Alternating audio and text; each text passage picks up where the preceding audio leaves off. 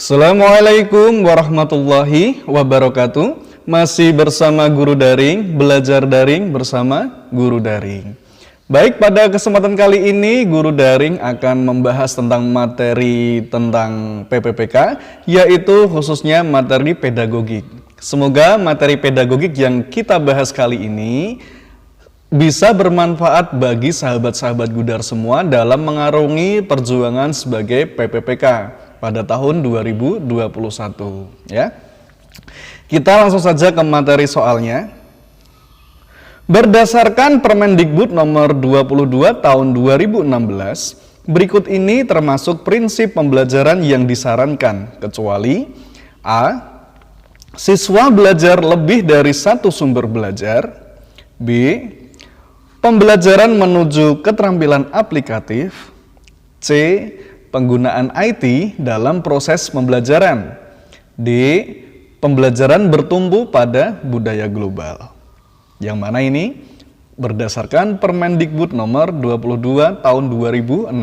Kecuali ya. Kecuali, ingat ya. Kita bahas ya. Berdasarkan Permendikbud nomor 22 tahun 2016, yaitu penjelasan tentang standar proses pendidikan dasar dan menengah. Nah, prinsip-prinsipnya, prinsip pembelajaran yang disebut dalam peraturan tersebut meliputi apa saja? Yang pertama, yaitu adanya memperhatikan perbedaan individual peserta didik. Terus partisipasi aktif peserta didik berpusat pada peserta didik, pengembangan budaya membaca dan menulis. Keempat, pemberian umpan balik dan tindak lanjut. 5. Penekanan pada keterkaitan. 6. Keterpaduan antara kompetensi dasar. 7.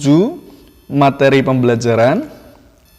Ke-8 itu adanya kegiatan pembelajaran. Terus 9-nya itu indikator adanya pencapaian kompetensi. Terus penilaian, adanya sumber belajar dalam satu keutuhan sebagai pengalaman belajar. Yang ke-13, mengakomodasi pembelajaran tematik secara terpadu. Yang 14 yaitu penerapan TIK terintegrasi. Nah, kemudian kita kembali lagi ke pertanyaannya, yaitu berdasarkan Permendikbud nomor 22 tahun 2016, yang mana ini yang termasuk prinsip pembelajaran yang disarankan kecuali. Kalau yang A tadi, siswa belajar lebih dari sumber satu belajar, itu ada ya. Dibahas dalam Permendikbud nomor 22 tahun 2016 tadi, itu ada ya. Terus yang B juga ada, tentang pembelajaran menuju keterampilan aplikatif. Terus penggunaan IT juga terdapat pada Permendikbud tadi ya. Berarti pilihannya yang mana? Tentu saja pilihan yang D, karena yang D pasti tidak dibahas. Kalau A, B, C tadi sudah dibahas, berarti yang D tidak sebagai pilihan ganda. Berarti pilihannya yang tepat untuk nomor ini yaitu adalah pilihan yang D. Oke, bisa dipahami ya. Lanjut ke nomor berikutnya. Bu Gita membagi kelas menjadi beberapa kelompok asal dengan kemampuan yang berbeda. Kemudian jumlah anggota kelompok asal ini dibuat sesuai jumlah bagian materi pelajaran yang akan dipelajari. Tiap siswa diberikan tugas untuk mempelajari salah satu bagian materi tersebut. Semua siswa dengan pembelajaran yang sama-sama belajar bersama dalam kelompok yang disebut kelompok ahli. Selanjutnya, siswa dalam kelompok ahli tersebut mendiskusikan bagian materi-materi tersebut, serta menyusun rencana teknik menyampaikan bagian materi tersebut ketika kembali ke kelompok asalnya masing-masing. Dalam hal ini, Bu Gita menerapkan model pembelajaran apa? Apakah A. Kooperatif tipe STAD, atau B. Kooperatif tipe Jigsaw, C. Kooperatif tipe TAI, D. Kooperatif tipe TTW. Yang mana ini pilihannya? Apakah pilihan yang A, B, C, atau D? Kita bahas ya. Dalam model pembelajaran kooperatif, adalah model pembelajaran yang mengutamakan kerjasama dalam menyelesaikan sebuah permasalahan untuk menerapkan pengetahuan dan keterampilan dalam rangka mencapai tujuan. Salah satu tipe model kooperatif itu adalah tipe jigsaw. Model pembelajaran kooperatif ini adalah model pembelajaran yang sintak gurunya membagi kelas menjadi beberapa kelompok asal dengan kelompok yang berbeda. Kemudian jumlah anggota kelompok asal yang sesuai dengan jumlah bagian materi pelajaran yang akan dipelajari tersebut. Tiap siswa diberi tugas untuk mempelajari salah satu bagian materi-materi tersebut. Semua siswa dengan pembelajaran yang sama belajar bersama dalam kelompok yang disebut dengan kelompok ahli. Selanjutnya, siswa dalam kelompok ahli ini mendiskusikan bagian materi-materi tersebut, serta menyusun rencana teknik menyampaikan bagian materi tersebut ketika kembali ke kelompok asal. Nah, berarti pilihannya yang mana ini? Kalau A tadi, kooperatif tipe STAD itu tidak dibahas ya, tidak dibahas dalam penjelasan soal tadi. Terus yang B itu dibahas karena yang dibahas tadi adalah tipe kooperatif tipe jigsaw. C juga tidak, dan D juga tidak. Berarti pilihan yang tepat yang mana? Yaitu pilihan yang B, kooperatif tipe jigsaw. Bisa dipahami ya? Lanjut ke nomor berikutnya. Menurut Tomlinson tahun 1999, prinsip pembelajaran berdiferensiasi yaitu adalah apakah A. Perbedaan siswa dipelajari sebagai landasan perencanaan pembelajaran, B. Penilaian dan pengajarannya tidak dapat dipisahkan, C. Memperhatikan bentuk kecerdasan yang beragam, atau D. Beragam profil belajar diperhatikan. Yang mana ini pilihan yang tepat? Kita bahas ya.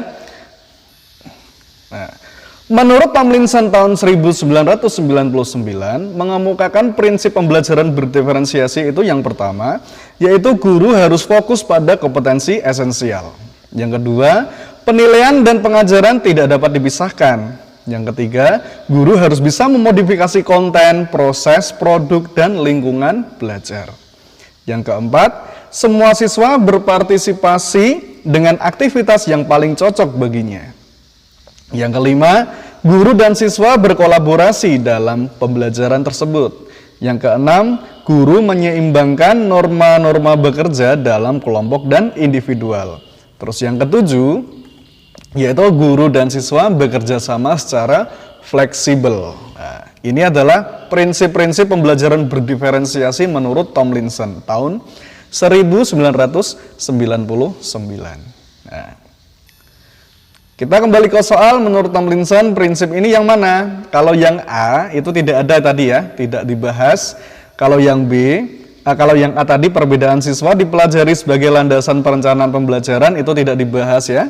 Tetapi kalau yang B itu dibahas tadi ya, ada ya yang menurut Tomlinson yaitu penilaian dan pengajaran tidak dipisahkan ada. Terus yang C juga tidak ada, yang D juga tidak ada. Berarti pilihan yang tepat untuk prinsip pembelajaran diferensiasi menurut Tomlinson yaitu pilihan yang B. Ya, bisa dimengerti ya? Bisa dimengerti. Lanjut ke nomor berikutnya kalau begitu. Oke. Kriteria atau acuan atau pedoman dasar dalam menentukan proses pencapaian minimal hasil belajar peserta didik dinamakan apakah A. SKL atau standar kompetensi dasar, kompetensi lulusan, B.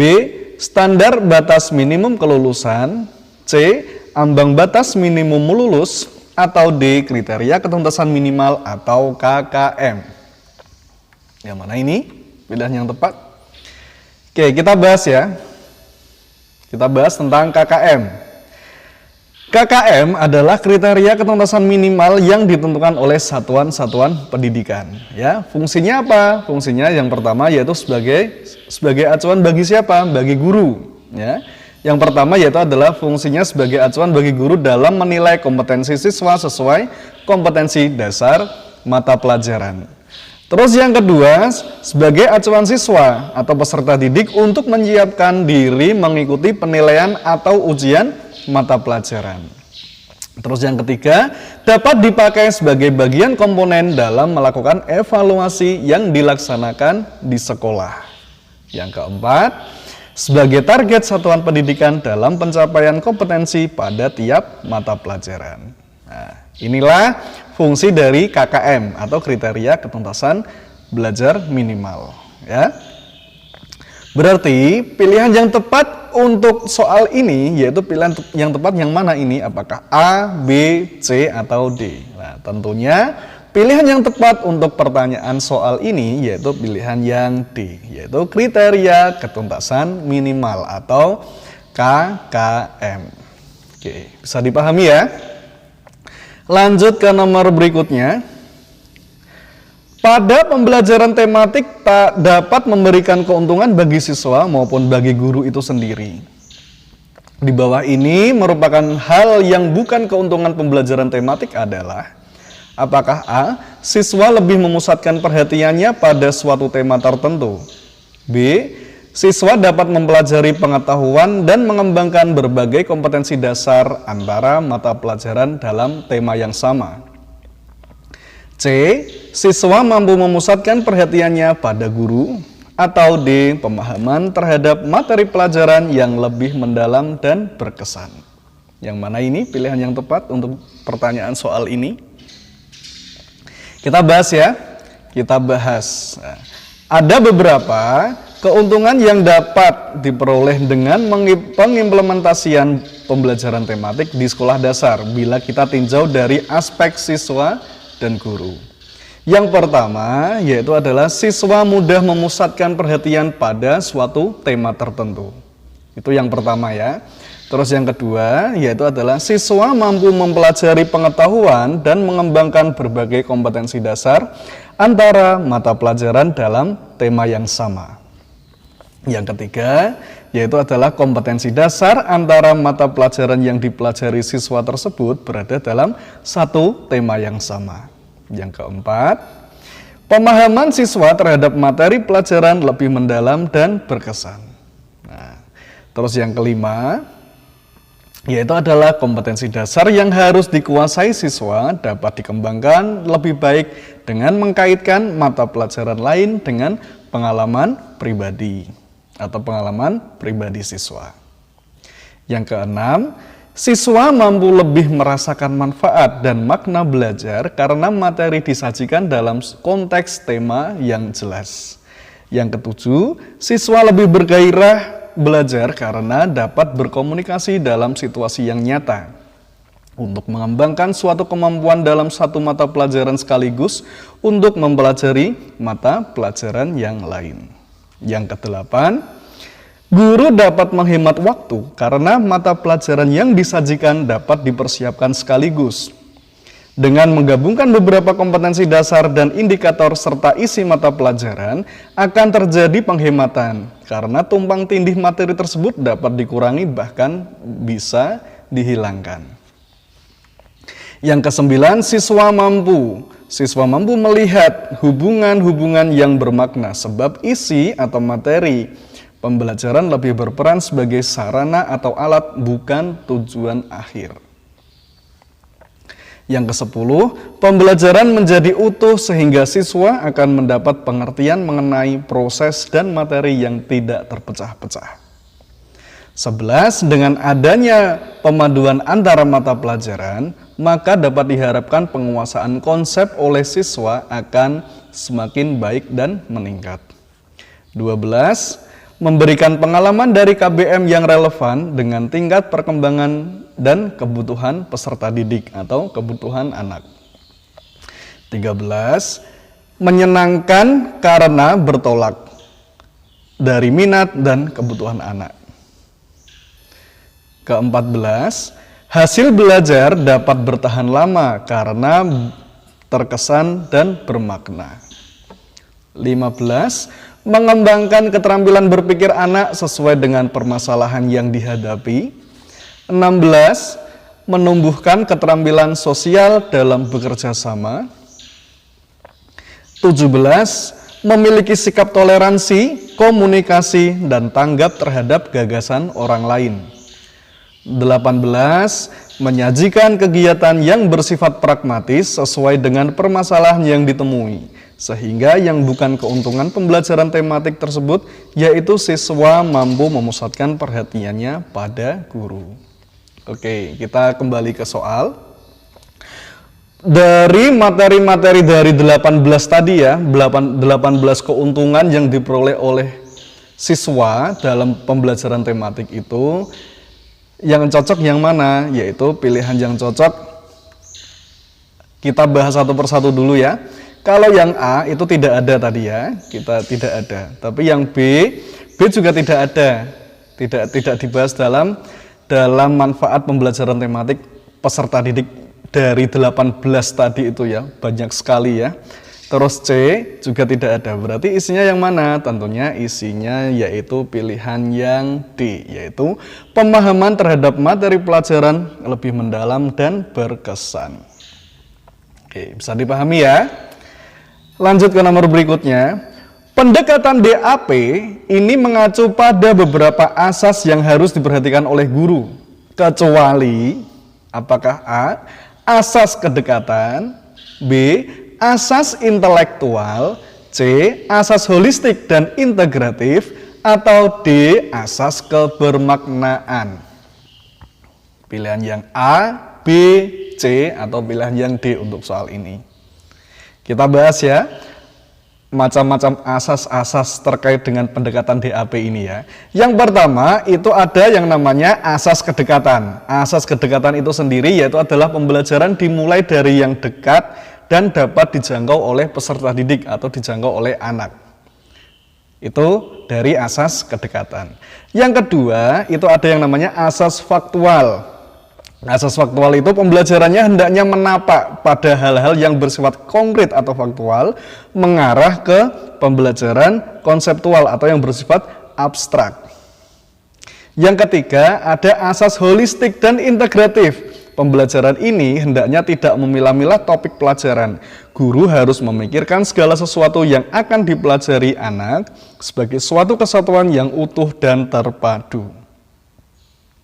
Ini yang ketiga ya, asas holistik dan integratif. Terus yang keempat yaitu ada asas kebermaknaan, yaitu pembelajaran hendaknya penuh makna dengan menciptakan banyak proses manipulatif sambil bermain. Berarti dari pendekatan DAP ini mengenal sebuah asas-asas yang berjumlah 4 asas. Yang pertama yaitu adalah asas kedekatan, asas faktual, asas holistik dan integratif. Yang keempat yaitu adalah asas kebermaknaan. Kita kembali ke soal. Berarti yang kecuali itu yang mana? Kalau asas kedekatan itu tadi dibahas ya, berarti tidak kecuali berarti ya. Berarti saya anggap benar, berarti tidak ada. Terus asas intelektual ada, karena tidak disebutkan dalam pendekatan asas DAP tadi ya, berarti ada. Terus yang C juga dijelaskan, kalau jawabannya di sini kecuali berarti saya anggap tidak ada. Yang D juga tidak ada. Berarti yang tepat pilihan yang mana? Yaitu pilihan yang B, yaitu tentang yang tidak ada dalam pendekatan DAP, yaitu adalah asas intelektual. Seperti itu ya. Baik, itulah pembahasan dari soal-soal pedagogik pada kesempatan kali ini. Semoga pembahasan dari materi PPPK pedagogik pada kesempatan kali ini bisa bermanfaat untuk sahabat-sahabat Gudar semua dalam mengarungi dan berjuang sebagai pejuang PPPK tahun 2021.